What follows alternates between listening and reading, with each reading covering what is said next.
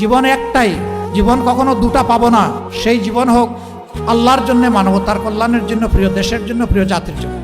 এখন আমাদেরকে সিদ্ধান্ত নিয়ে সাহস করে ভরসা করে সেই আল্লাহর দিকেই আগাতে হবে ইনশাআল্লাহ। আর কাউকে পরোয়া করবো না ইনশাআল্লাহ। আপনারা দোয়া করবেন। অনেকে বলে যে আপনার সিকিউরিটি দরকার, বুলেট প্রুফ একটা গাড়ি দরকার। আমি বলি যে আল্লাহ তাআলার কাছেই আমি বুলেট প্রুফ নিরাপত্তা চাই, আর কারো কাছে চাই না। আমার যেদিন ডাক এসে যাবে কেউ আমাকে এখানে আর এক সেকেন্ডও রাখতে পারবে না। আর যতদিন আল্লাহ আমার হায়াত রেখেছেন কেউ আমাকে এই দুনিয়া থেকে উঠাই ফেলতে পারবে না। সুতরাং আপনারা দোয়া করবেন। এ লড়াই চলবে ইনশাআল্লাহ। এ লড়াই আমরা বন্ধ করব না ইনশাআল্লাহ। এ পথে আমরা থামবো না ইনশাআল্লাহ। আমাদের সামনে হিমালয় পর্বত দাঁড়ায় গেলেও আল্লাহ তাআলার শক্তির সাহায্যে সেই হিমালয় পর্বত আপনাদেরকে, জাতিকে সাথে নিয়ে ইনশাআল্লাহ আমরা টপকাবো। নিজে দুর্নীতি করবেন না এবং কোনো দুর্নীতিবাজকে প্রশ্রয় দেবেন না।